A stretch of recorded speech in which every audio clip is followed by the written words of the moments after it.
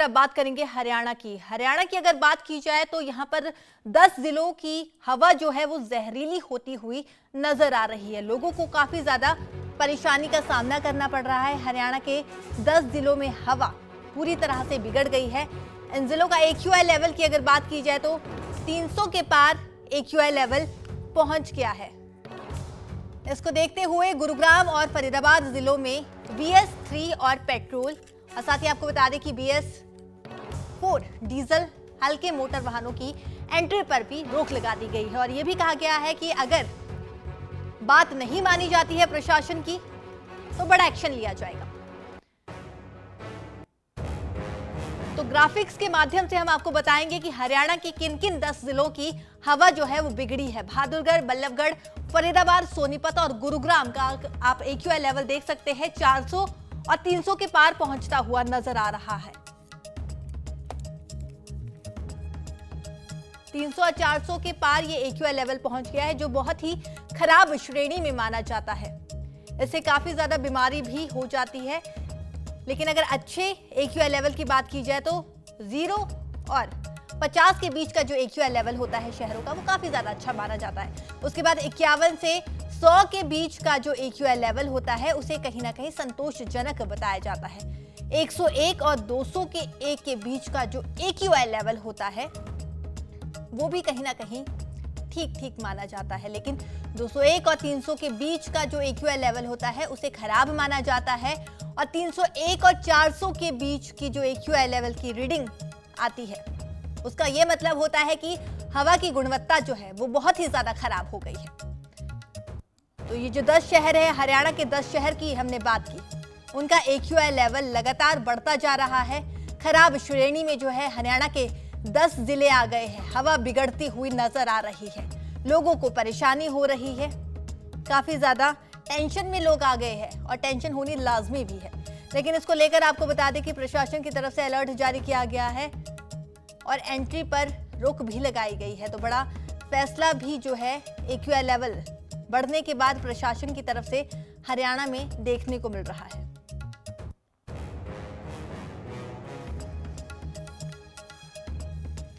तो हमारे साथ हमारी सहयोगी पूजा वर्मा इस समय मोहाली से लाइव जुड़ चुकी है। उनसे हम जानेंगे कि हरियाणा के जो 10 जिले हमने आपको बताया जिनका AQI लेवल लगातार बढ़ता जा रहा है, खराब श्रेणी में आ गया है, लोगों को परेशानी का सामना करना पड़ रहा है, तो क्या कुछ अपडेट है प्रशासन का, इसको लेकर क्या कुछ अलर्ट जारी किया गया है? तो पूजा, हम आपसे जानना चाहेंगे, हमने 10 शहर अपने दर्शकों को बताया जिनका जो AQI लेवल है वो लगातार बढ़ता जा रहा है और बीमारी भी इससे कहीं ना कहीं लोगों को होती हुई नजर आ रही है। पूजा, बिल्कुल, देखिए जिस तरीके से हम देख रहे हैं कि मौसम में बदलाव आ रहा है, जहाँ पे हरियाणा में इस वक्त अगर मिनिमम टेम्परेचर की बात करें तो वो 6 डिग्री या 3 डिग्री कई जिलों का जो है वो मापा जा रहा है। वहीं पर प्रदूषण की बात करें, क्योंकि जो डस्ट पार्टिकल्स है वो बारिश के कारण ही जो है वो नीचे आते हैं और ऐसे में प्रदूषण कम होता है।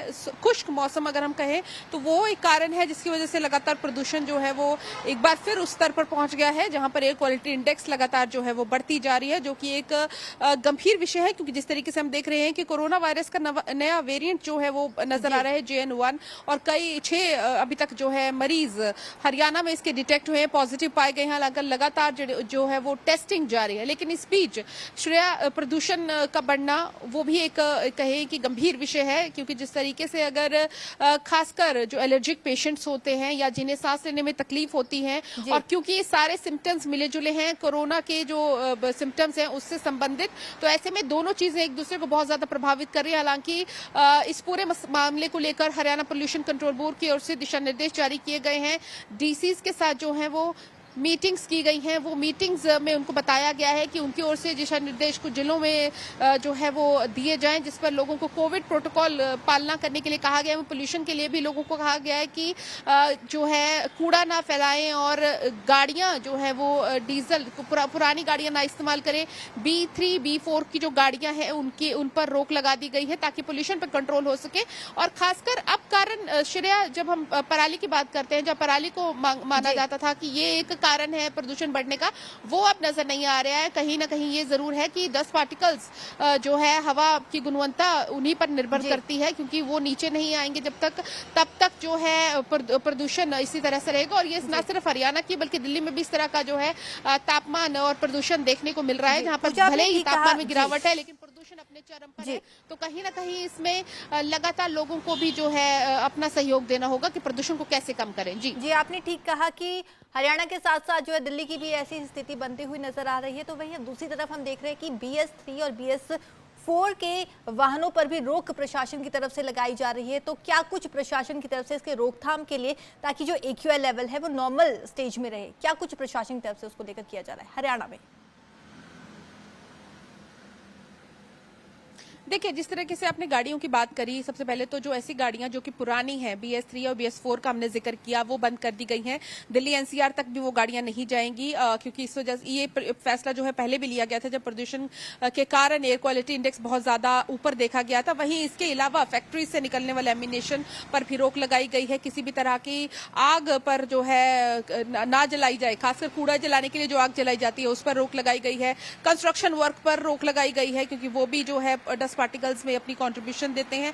और ऐसी चीजें, चाहे हम पोल्यूशन में गाड़ियों की बात करें, क्योंकि गाड़ियों से निकलने वाला धुआं भी एक कारण रहता है प्रदूषण का, तो उस पर भी जो है रोक लगाने के लिए कुछ दिशा निर्देश सभी संबंधित जो DCs को दिए गए हैं। DCs की ओर से ये जो है दिशा निर्देश आगे जो है फैक्ट्रीज के ओनर्स को दिए गए हैं कि वो इस पर कंट्रोल करें, क्योंकि जो जो फैक्टर्स पोल्यूशन में कंट्रीब्यूट करता है उसको लेकर फिलहाल ये दिशा निर्देश दिए जा रहे हैं। लेकिन कहीं ना कहीं लोगों को सतर्क रहने की बेहद ज्यादा जरूरत है, क्योंकि पोल्यूशन के कारण भी जो लोग एलर्जिक होते हैं, खासकर बच्चे, बुजुर्ग और गर्भवती महिलाएं, उनको हिदायत दी गई है कि वो घर से बाहर ना निकले अननेसेसरीली। और यही चीजें कोविड को लेकर भी कही गई है श्रेया। तो ऐसे में दोनों चीजों को हम इंटर रिलेट कर सकते हैं और लोगों को खास ख्याल रखना होगा, प्रदूषण का भी और कोरोना का भी। बिल्कुल सही कहा पूजा आपने कि सबसे पहले लोगों को सतर्क रहने की जरूरत है। तो शुक्रिया पूजा तमाम जानकारी के लिए। तो पूजा ने हमें बताया कि हरियाणा के जो 10 जिला है लगातार उनका AQI लेवल बढ़ता जा रहा है। एक बार आपको फिर से हम